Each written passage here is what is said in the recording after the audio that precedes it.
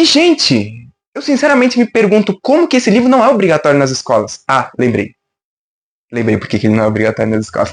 Olá, meus queridos e queridas pimpolhos e pimpolhas de livro. Tudo bom com vocês? Como vocês estão?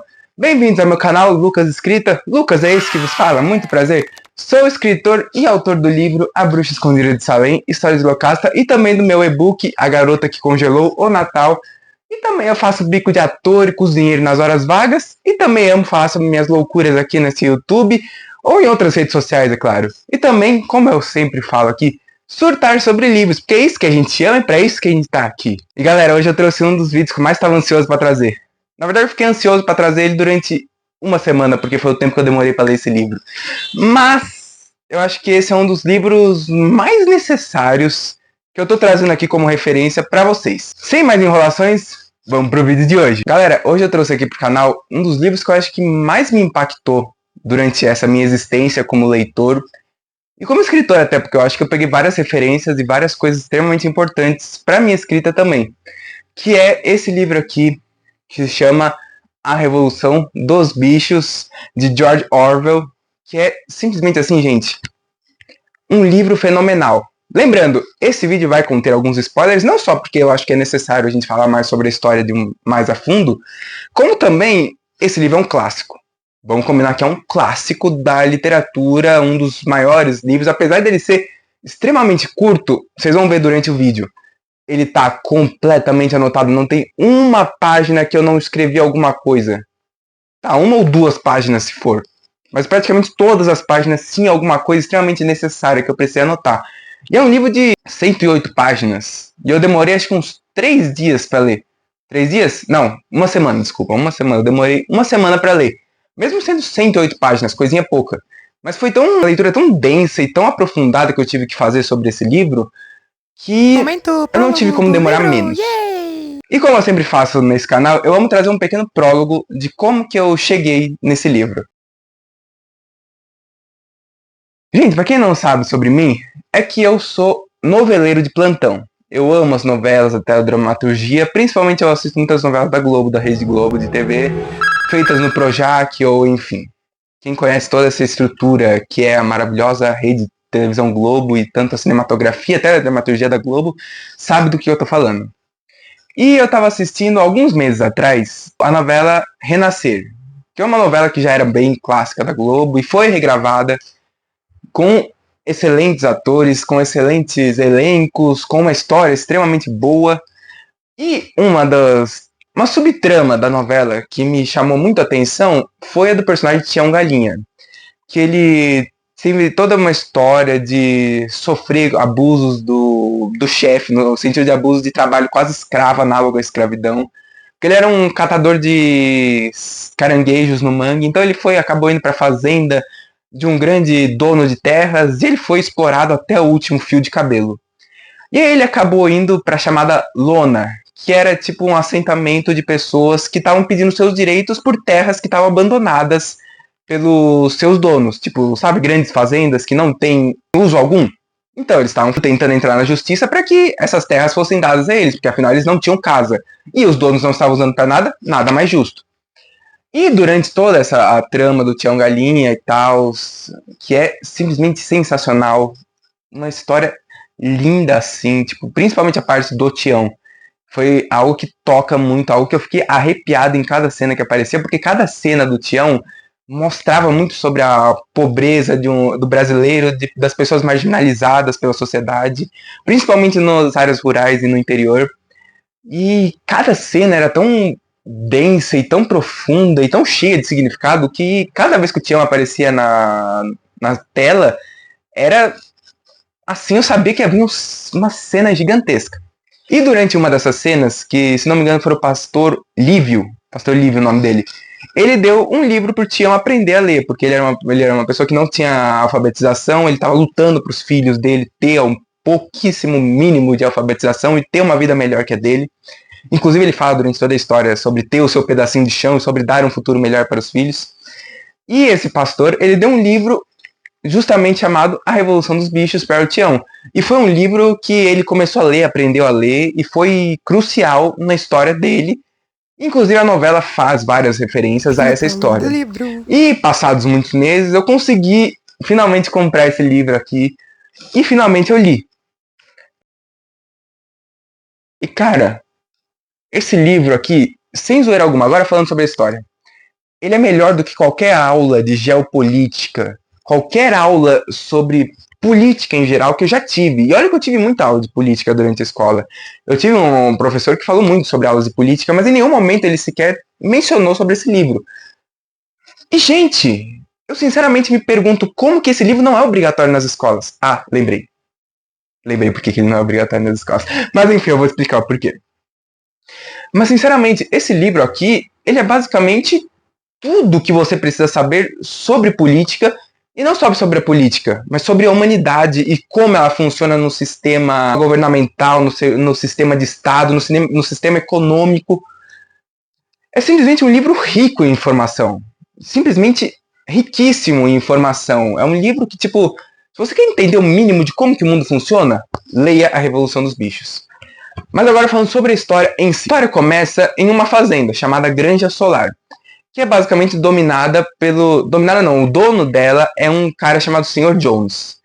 E o Sr. Jones é basicamente o estereótipo de um cara dono do poder que trata seus animais mal, que fica bêbado o tempo todo, que não cuida direito da granja, a granja está bem deficiente em vários aspectos, e obviamente ele mata animais, ele explora os animais, e aí dada uma noite, um animal, o nome dele era o Velho Major, que era um porco um porco de 12 anos, se não me engano, que já tinha vivido bastante tempo naquela granja, e ele sabia mais ou menos como que funcionava o esquema da granja.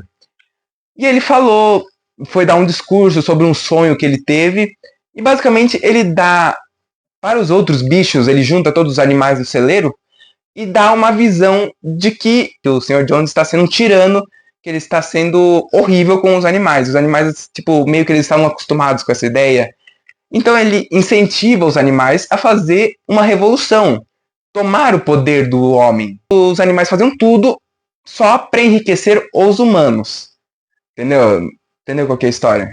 E aí, basicamente, ele vai dar um discurso incentivador, fala sobre um novo mundo onde os bichos poderiam trabalhar por si próprios e eles não precisariam alimentar humanos gananciosos e tal, tá? Um discurso lindo, lindo, lindo. E aí, 2 dias depois, o Velho Major, como ele já estava velho, ele morreu. Só que as mensagens dele foram deixadas. Inclusive, ele fala: a revolução que eu espero talvez não seja para vocês.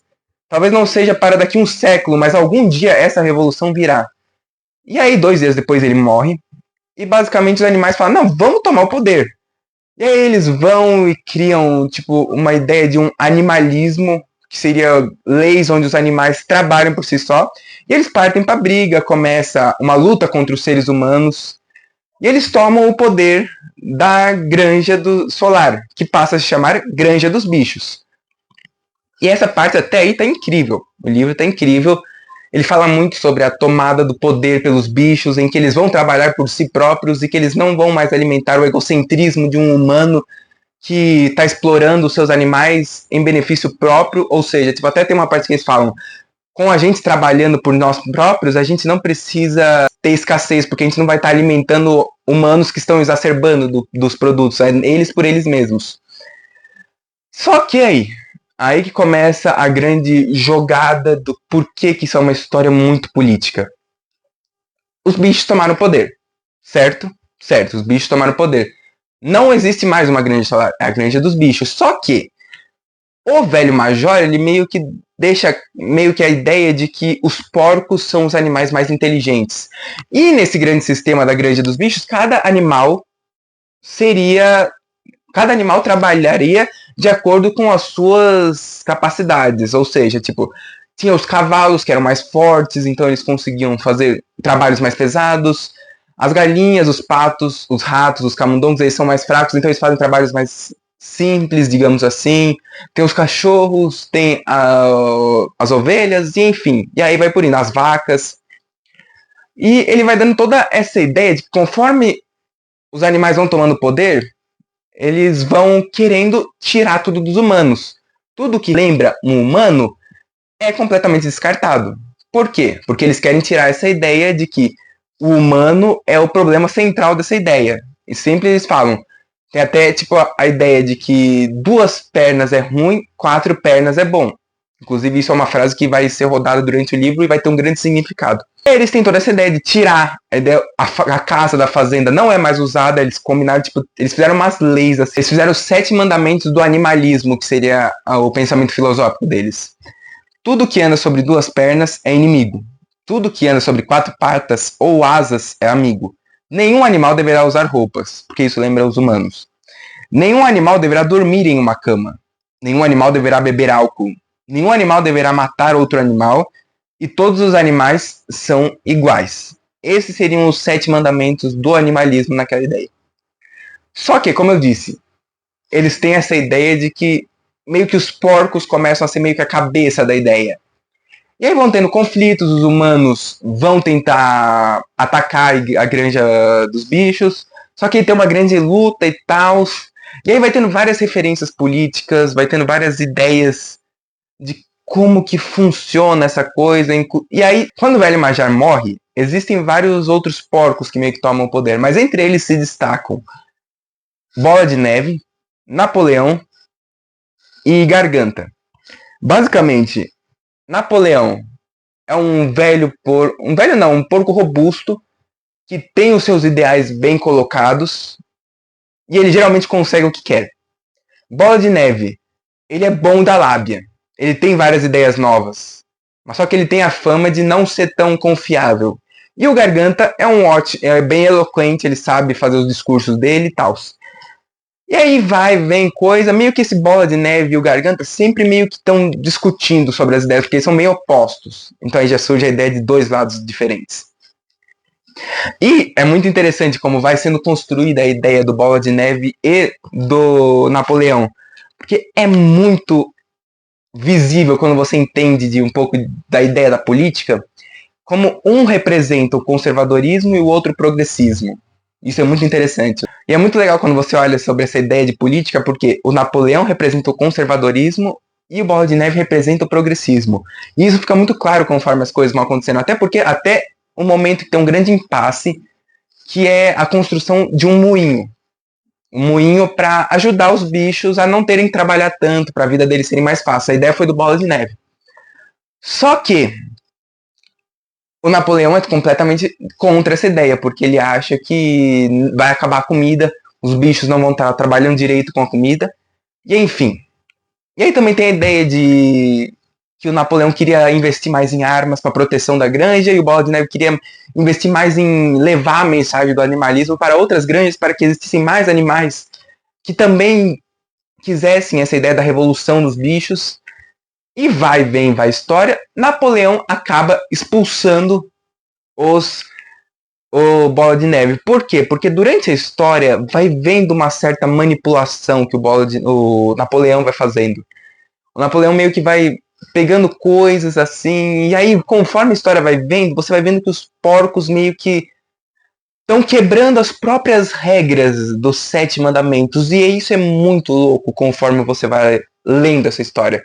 Que isso te prende até uma certa desconfortabilidade, sabe? Te deixa desconfortável esse livro. Conforme você vai lendo, você vai se sentindo muito desconfortável, porque você vai vendo muito na cara como os porcos estão acabando meio que tomando poder e tomando aquela ideia de que eles são mais inteligentes e que eles têm o direito de ter mais poder que os outros animais, sendo que um dos principais ideais do animalismo era que todos os animais são iguais. Conforme essa história vai passando, que vários personagens muito importantes vão surgindo, que tem grandes representatividades nessa história. Um deles que mais me tocou, assim, foi o cavalo Sansão. O cavalo Sansão é um cavalo que, a partir do momento que o Napoleão tomou o poder, ele confiou cegamente no Napoleão. Tipo, ele começa a confiar cegamente nele. E ele começa a falar que sempre, inclusive um dos lemas dele é: eu sempre trabalharei com mais afinco e o Napoleão está sempre certo. E tipo, ele começa a se matar de trabalhar. Literalmente, ele começa a se matar de trabalhar. Ele confia cegamente nas decisões do Napoleão. Assim como outros bichos. E é engraçado conforme você vai lendo, como essa ideia das decisões são sempre colocadas de uma forma muito eloquente pelo Garganta, que é um dos porcos, porque ele tem essa ideia do discurso. Então ele começa a manipular a história, e conforme depois até que o Bola de Neve é mandado embora, meio que a história vai sendo manipulada, e eles meio que fazem uma demonização do Bola de Neve, tipo, essa ideia da manipulação do lado oposto. E é simplesmente muito surreal essa ideia de como você vai vendo a manipulação desses momentos acontecendo. Outro personagem que também me chamou muita atenção foi a Quitéria, que seria meio que tipo a mãe da fazenda, a égua Quitéria. E ela sempre tem essa ideia de proteger os outros animais, apesar de também confiar no Napoleão. Mas um dos personagens que eu acho que mais me é importante nessa história é o Burro Benjamin. O Burro Benjamin, ele sempre coloca a ideia de que ele não está de nenhum lado, ele não está nem aí para a história, ele está pouco se lixando para essa história inteira. Porque ele sempre vem com a ideia de que burros sempre vivem mais. E ele coloca sempre a fala de que a fome, as dificuldades, as decepções constituem as leis inalteráveis da vida. E ele vai falando isso durante o tempo, durante essa história, porque ele é um personagem que quase não fala, ele é um velho burro. Ele praticamente não fala durante a história toda, ele é bem na dele, ele não trabalha, mas ele também não atrapalha, ele não tá contra, mas ele também não tá a favor. E segura esse personagem, porque ele é extremamente importante nessa história. E aí o tempo vai passando, você vai vendo com ódio no coração o quanto a história vai se moldando para os porcos começarem a ganhar um certo poder. E tudo com o preceito de que eles sempre sabem mais. Tudo com o preceito de, vocês não sabem o quão difícil é o nosso trabalho, vocês não sabem o quão exaustivo é, e o quanto a gente precisa de um certo cuidado especial, porque a gente é a cabeça da história, e basicamente se não fosse a gente, o velho Jones vai voltar e não sei o quê. E ao mesmo tempo você vai vendo o lado dos humanos também. Porque os humanos sempre têm, todas as chances que eles têm, eles ridicularizam a ideia da granja dos bichos. Até essa ideia do moinho, quando eles conseguem construir o moinho, depois de muito trabalho, os humanos vão e destroem esse moinho. Eles destruíram duas. Primeiro foi uma chuva, que inclusive é muito interessante a ideia da chuva, porque eles colocam a ideia de que foi bola de neve que quebrou. Essa ideia da demonização do outro lado, que sempre está agindo de alguma forma maliciosa, como um demônio que está sempre por perto para ser uma má influência. E eles colocam isso com muita precisão depois que o Bola de Neve é expulso. Inclusive, a ideia do Bola de Neve é muito interessante, porque vai se tornando uma paranoia tão gigante, né, no meio da sociedade ali, dos bichos, que em certo dado momento, o Napoleão começa a matar qualquer um que tivesse a mínima influência do Bola de Neve. Até mesmo por paranoia. Tipo, eu tenho uma parte aqui que é a cena que a galinha fala: eu sonhei com o Bola de Neve. E ele me mandou fazer não sei o quê. Aí o Napoleão vai e mata eles. E tipo, tem toda a ideia de quando do Napoleão tá sempre rodeado de cachorros que foram roubados da ninhada da cachorra da fazenda. E eles cresceram sob a influência do Napoleão. Eles meio que vêm com essa ideia de um militarismo, sabe? E é muito bizarro como cada animal vai colocando-se num papel que você consegue enxergar nitidamente a nossa sociedade. E aí, conforme o tempo vai passando, vai tendo essas manipulações, você vai sentindo muito ódio dos porcos, mas ao mesmo tempo você sente ódio dos humanos. Porque mesmo que esteja tudo dando errado, você ainda lembra que eles estão meio que igual. E aí isso vai dando, até que chega num ponto final. Acho que um dos grandes estopins da coisa é quando, até arrepio de lembrar, do momento em que o Sansão morre na história. Porque o Sansão, ele é tipo um personagem que ele não tá nem aí, ele tá velho, cansado, mas ele tá trabalhando, ele tá tipo lá, confiando cegamente no Napoleão. E aí, em dado momento, ele pifa. Ele simplesmente pifa, o pulmão dele já não aguenta mais, ele cai quase morto. E aí eles vão desesperados pros porcos, falando: meu Deus, chama uma ambulância, alguma coisa. E eles falam: não, relaxa, a gente vai chamar a ambulância. E aí, conforme vai passando, eles chamam um carro, só que é um matadouro de cavalos. E aí o Benjamin, que é um personagem que quase nunca fala, ele vem desesperado e fala: vocês não estão vendo? Ele tá mandando o Sansão pro matadouro pra ganhar dinheiro, porque os porcos têm muito isso. Eles falam que qualquer humano é ruim. Mas durante a história, eles vão fazendo relações econômicas, relações políticas com os outros humanos de outras fazendas. E aí você fica tipo, mano, e um monte de regalias, como por exemplo tem aqui, não dormir em camas, os porcos começam a dormir em camas, só que eles mudam as leis. Eles falam, não pode dormir em camas. Ah, mas não pode dormir em camas com lençóis. Eles mudam, tipo, porque essas leis são meio que escritas na parede do celeiro. Eles vão durante a noite e riscam e mudam. Também tem a ideia do não beber álcool. Aí o Napoleão descobre uma garrafas de uísque e começa a beber. E ele começa a ficar bêbado igual o Sr. Jones. E é muito bizarro conforme você vai lendo e conforme você vai vendo esse golpe sendo muito bem articulado e tudo sendo trabalhado em cima da inocência do povo. E em cima de como o povo confia cegamente, às vezes porque eles estão presos na ignorância de não saber ler direito. Isso é colocado várias vezes, que o povo não, os bichos não sabem ler. E eles tentam entender, mas eles não sabem como articular um bom argumento, eles não sabem como questionar os porcos, porque eles não sabem ter um argumento bom. Eles não sabem organizar os pensamentos. E é desesperador, porque você vê o quanto eles estão incomodados com aquelas situações de matança, de injustiça. E é bizarro conforme você vai vendo, e os porcos tomando poder, até que a gente chega no ponto final, como eu disse, que o Sansão é levado à morte. E aí passa, meio que eles esquecem do Sansão, até que chega num momento em que a granja tá meio que, tipo, bem entre aspas, só que os animais continuam na pobreza. E aí os porcos fazem o quê? Eles chamam os humanos pra meio que um jantar. Então tá eles numa mesa, e os bichos vão lá e meio que veem essa coisa acontecendo na casa da fazenda. E nesse momento, os porcos estão andando sobre duas patas. Inclusive, o momento que você descobre que os porcos começaram a andar sobre duas patas é bizarro. É bizarro, é um negócio quase que assustador. E eles começam a andar em duas patas e com usar chicotes, porque eles tinham a ideia no começo da Revolução de que não se usaria mais chicotes, não precisaria mais de correntes, e no final a gente vê os porcos usando correntes, usando chicotes nas mãos. E aí no final a gente acaba com essa cena que inclusive me arrepiou muito essa frase aqui. Eles estão lá, os porcos, numa mesa de jantar, eles estão juntos, os humanos e os porcos, e um cara lá, um dos donos de fazendas, ele fala, meio que tipo como uma piada indecente, assim, sabe? Piada muito sem graça, ele fala assim, se vocês têm animais inferiores com os quais lidar, nós temos nossas classes inferiores. Cara, eu fico completamente arrepiado. Porque nesse momento ele deixa muito claro como os porcos se tornaram os humanos. E aí acaba nisso. Acaba meio que tipo, a história acaba com os porcos e os humanos meio que todo mundo bêbado e brigando, como aconteceu com o Sr. Jones, e eles falam tipo, não é mais possível enxergar o que é um porco e o que é um humano, porque eles são exatamente iguais. E gente, a história acaba aí. E cara, sinceramente, eu fico extasiado com essa história. Ela me fez ver muito claramente a política e como o mundo funciona.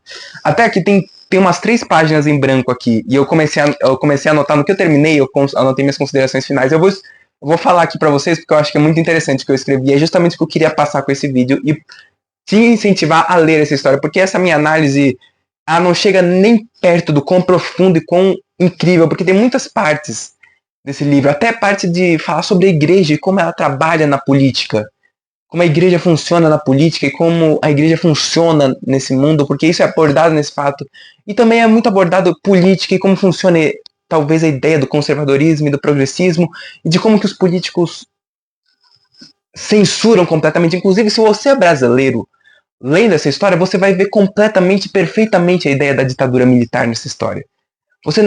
Não tem como você não enxergar a ditadura militar nessa história. E é muito importante para você entender a nossa história, porque esse livro traz justamente a ideia de olhar para o passado para não repetir essa ideia no futuro.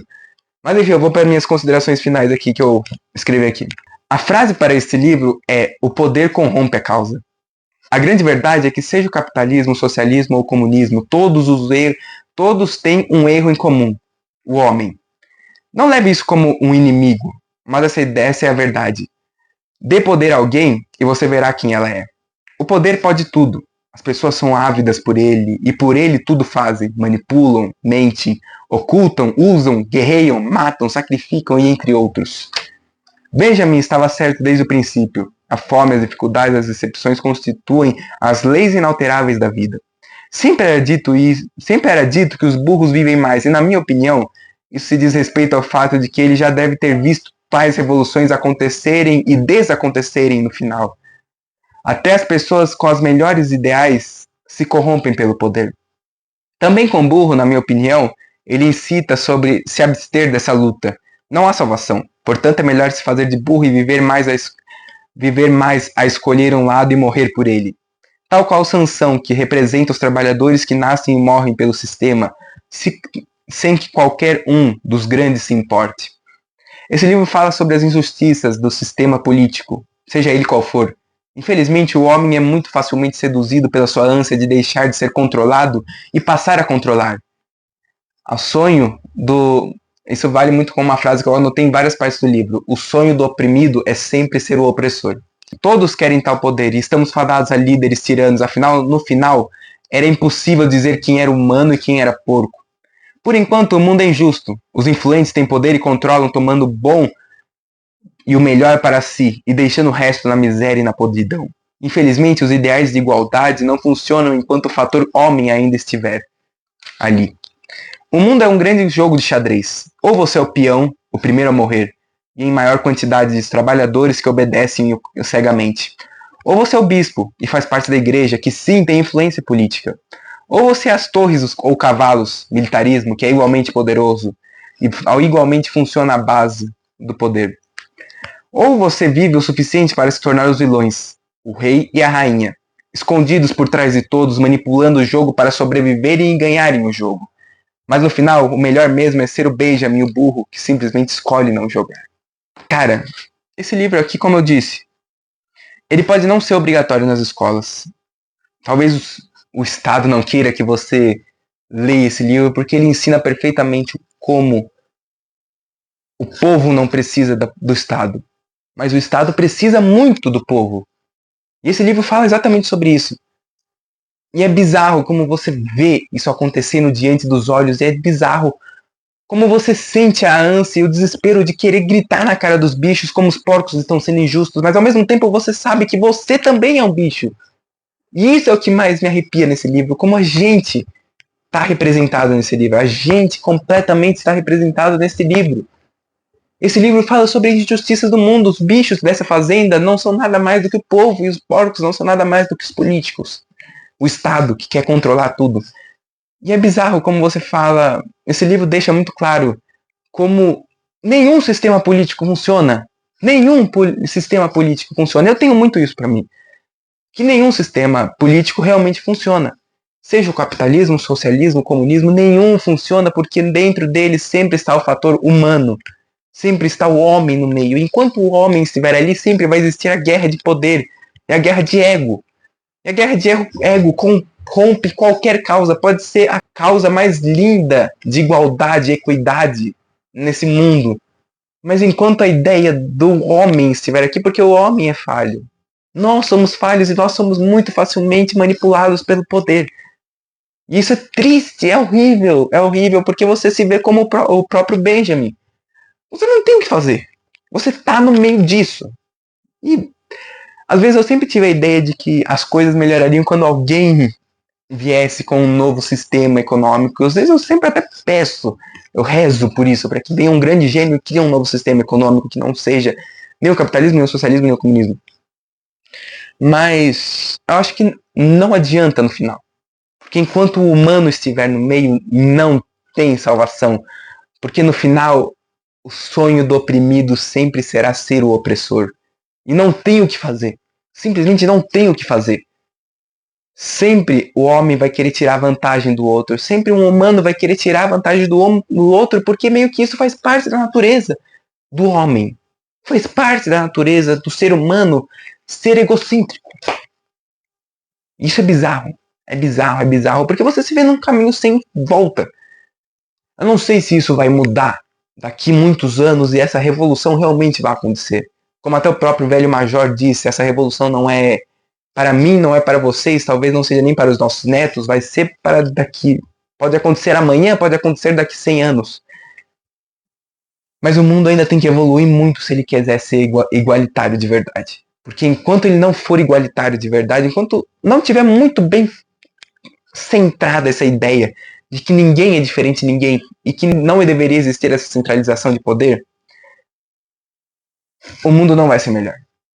Enquanto não tiver muito bem centrado e todos os seres humanos entenderem que somos iguais, apesar de termos opiniões diferentes, nós somos todos iguais, no final a gente é tudo a mesma carcaça, o mesmo esqueleto. Enquanto o ser humano não tiver essa ideia muito bem formada, ele não vai querer tirar proveito dos mais fracos, vai querer tirar proveito dos mais ingênuos, dos mais marginalizados pela sociedade. Infelizmente, não há um lado certo. Isso eu falo até para o Brasil hoje, num cenário político atual. Hoje em dia não, na verdade sempre, nunca foi sobre escolher um lado certo, foi sempre sobre escolher o menos pior. Porque no final ainda é tudo ser humano e ainda tudo corrompe pelo egoísmo. Então acho que esse é um livro obrigatório para a vida, assim. Tipo, se for falar que é um livro obrigatório para a vida, A Revolução dos Bichos é obrigatório. Se você quer entender como é que minimamente funciona esse mundo, como que funciona a política, e como funciona a mente perversa do ser humano, que não importa o sistema econômico, ele vai tentar tirar proveito dos mais fracos, leia A Revolução dos Bichos. Você não vai se arrepender e eu tenho certeza que isso vai abrir um olho gigantesco para você. É isso. Ficamos por aqui. Eu espero que você tenha gostado. Eu espero que tenha te convencido a ler esse livro, porque, na moral, você realmente precisa ler.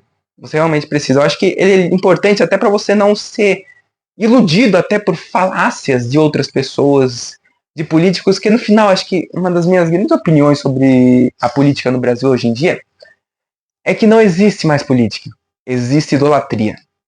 Seja do lado que for que você estiver falando, não é mais sobre política, não é mais sobre seres humanos trabalhando em prol da sociedade, é sobre quase dois times lutando entre si para ver quem faz o primeiro gol, o primeiro ponto. E isso é triste, porque não era pra política ser assim. Não era. Política é basicamente político é basicamente um servidor público. Nada além disso. Nada. E as pessoas idolatram os políticos como se fossem grandes deuses, inclusive isso é falado aqui. Isso é falado muito sobre esse endeusamento de políticos. E até fala muito, como eu disse, sobre ditadura. Seja a ditadura que você quiser colocar nessa visão. Ele fala muito sobre isso. George Orwell foi cirúrgico nesse livro. Simplesmente cirúrgico em cada palavra mínima desse livro. Por isso que eu digo que realmente ele é um livro obrigatório nessa vida. Mas é isso, como eu disse. Vou ficando por aqui. Eu espero realmente que você tenha gostado desse vídeo. Eu espero que realmente eu tenha te convencido a ler esse livro. E que esse livro te livre de acreditar em pessoas que fingem ser boas, em falsos messias. Falsos messias. Essa é a palavra, acho que mais exata. Acreditar em falsos messias, porque não existe messias. A verdade é que o único salvador aqui, pelo menos, é a nossa fé. Pelo menos eu acredito muito em fé. Apesar de eu achar muito certa a ideia de que a igreja está muito dentro da política. Eu acho muito... Não tem discussão, a igreja é política. Mas é como eu sempre digo, eu gosto de Jesus, porque eu não gosto do fandom. Mas é isso. Pra mim, na minha opinião, eu como uma pessoa muito cristã, o único salvador é Jesus. Do resto, nem a própria igreja salva. Nem a própria igreja. E também muito menos quem dirá políticos. Não existe um grande salvador. É tudo um grande jogo de xadrez. A vida é um grande jogo de xadrez. Ou você escolhe qual peão você vai ser, ou você simplesmente escolhe não jogar e finge que tá tudo bem. Como o velho Benjamin. Eu acho que o Benjamin é pra mim o meu personagem favorito nessa história. Mas é isso. Como eu disse, já é o terceiro tchau aqui. Então obrigado por tudo. Um grande beijo. E até a próxima com o próximo livro ou o próximo grande surto. Obrigado por ter chegado até aqui. Que o seu Deus, seja ele qual for, te abençoe e te proteja desse mundo injusto. Obrigado, mãezinha, por mais uma dessa. Que todas as pessoas que sofrem de injustiças nessa vida tenham a chance de ter uma vida digna. Porque no final isso é o que importa. Se todo mundo tivesse acesso mínimo a uma boa casa, um bom saneamento básico, uma boa educação, principalmente educação, acesso à comida, acesso às coisas mínimas da vida. Se todo mundo tivesse acesso a essas coisas, o mundo não estaria do jeito que está. E esse livro talvez não fosse tão necessário quanto ele está sendo hoje em dia. É isso, obrigado por tudo, um beijão e até o próximo vídeo.